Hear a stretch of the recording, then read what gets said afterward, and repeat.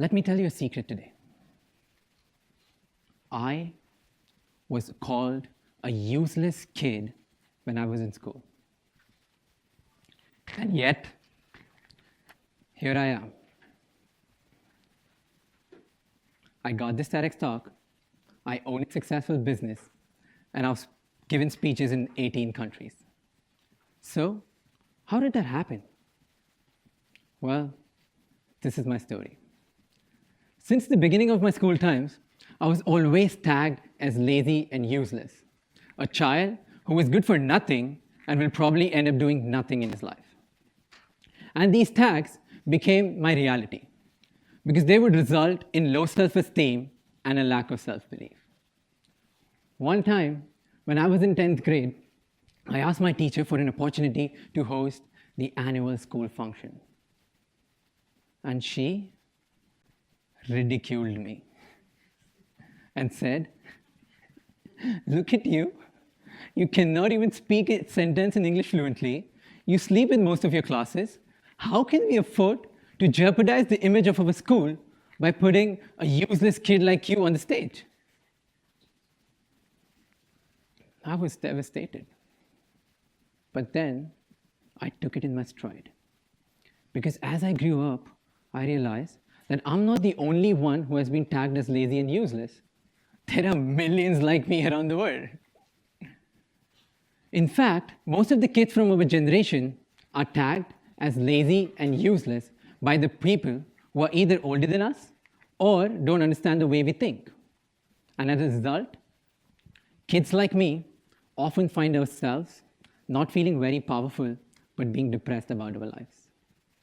And we get into the zone of self-pity, and we tend to stay there. Now, for me, self-pity is like spa, because it's okay to stay there for a while, but if you stay there for a long time, it can be very detrimental. So, instead of wasting time by spending your time in that zone, we could latch on the opportunities. And you may be surprised to know that the simplest way is by building the human network, is by connecting with more people. Isn't it confusing? Let me lead with my own example. Since I used to look up to many influential people from different walks of life, I thought, why not I reach out to them directly? That could lead me to better opportunities. So I became that annoying guy who would stalk all these influencers on every social media platform and expect them to reply. All I wanted was to be around them, which could help me learn. So I tried so hard and reached out to many people, but nobody would text or talk to me. All I wanted to see was how they can help me. But even when I met them, nobody even talked to me or entertained me for a minute. So then I saw this ad on Google. I still remember the text. It was written, "Attend this event to explore endless opportunities and build relationships with the world's top thought leaders." And it was about a business networking conference in Mumbai, India. And this was my eureka moment, because the next line written was, "Apply for free." Well, the only condition to that was, if you have a business. Well, I was very happy that the event is for free, but the problem to that was I didn't have a business. But I still applied, and I made myself the founder of Shamani Industries. Well, it's my last name, so no one would even question me for that. And I got into that event. So I went to that event. There were about 400 business people from different industries. And I met some people who would not even look at me and just walk away. There were some people who would talk to me for a while and then disappear. And there was a special category of people who would come to me and start selling their products or services and leave immediately the moment I denied to buy. Same thing happened. Nobody valued me enough to give me their time. And then I saw this guy who was standing in the corner of a dining hall, And I went up to him and asked him, "Why aren't you eating anything from this grand buffet of Oriental food?" And he said, "I expected some local spicy food. I don't like Oriental." I was going through the same problem, so I offered him something. I said, "I know a place where we can get the best pani puri of the city. Why don't you come join me?" Now, for those of you who don't know what pani puri is, it's a crispy hollow bread filled with masala something, and then there's a flavored water. In short, Indians are crazy for it. So we went to eat pani puri, and then we talked for a while. And then he told me that he is the president of one of the biggest youth organizations of India and is founder of 3 companies. I was shocked.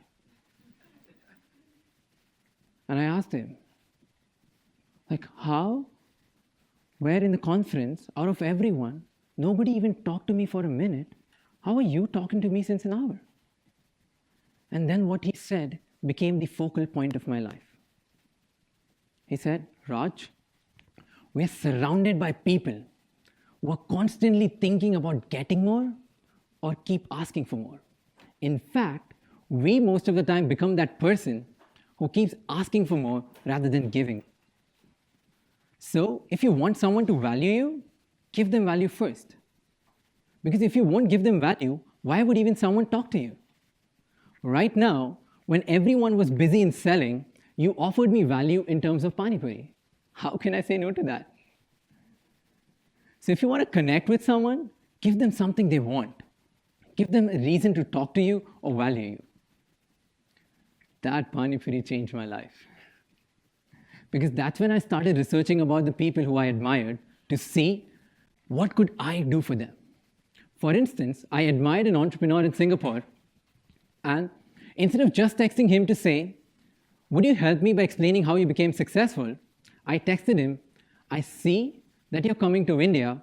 Would you like me to help you publicize your tour?" And guess what? I got a reply. In fact, the same entrepreneur later invited me to Singapore to speak with him. After spending around 8 to 10 months connecting with the young leaders, influencers, entrepreneurs, business people, and everyone possible, I realized that I have a global network of people from 12 different countries based on just one principle: give.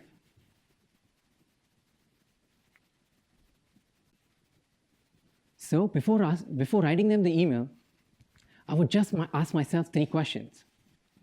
First, what is my intent? Why am I reaching out to this particular person? Second, why should this person care? Why should this person even give me a minute from his or her schedule? And third, authenticity. How authentic my message is. Because obviously, I don't want to write or promise something which I won't be able to deliver.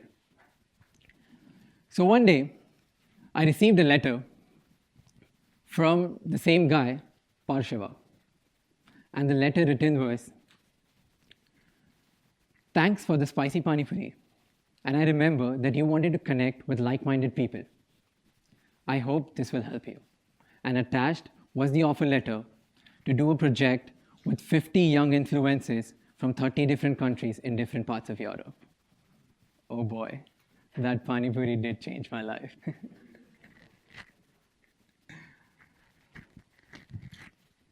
So, I never asked for any job. I never asked for any business. I just tried to add value in a person's life by messaging 1 person a day, 7 people a week, and 365 people in a year. Either through social media or via email. And that's how I built my human network, got opportunity to expand reach of my work in 18 countries, and got this TEDx Talk. And this is how you can too, by not thinking about getting one, but by constantly giving value to every person you connect with. Let me put this in a context for you to understand it better by telling you about my audacious goal and a vision. Imagine a world with not an intention of getting and wanting, but with the purpose of giving it to each other. And well, here's the secret. One day, one person, and one message at a time for the rest of your life can make you go from supposedly useless person to a person who's standing amidst you, delivering a TEDx talk at the age of 21. And that's what I believe is the idea worth spreading. Thank you.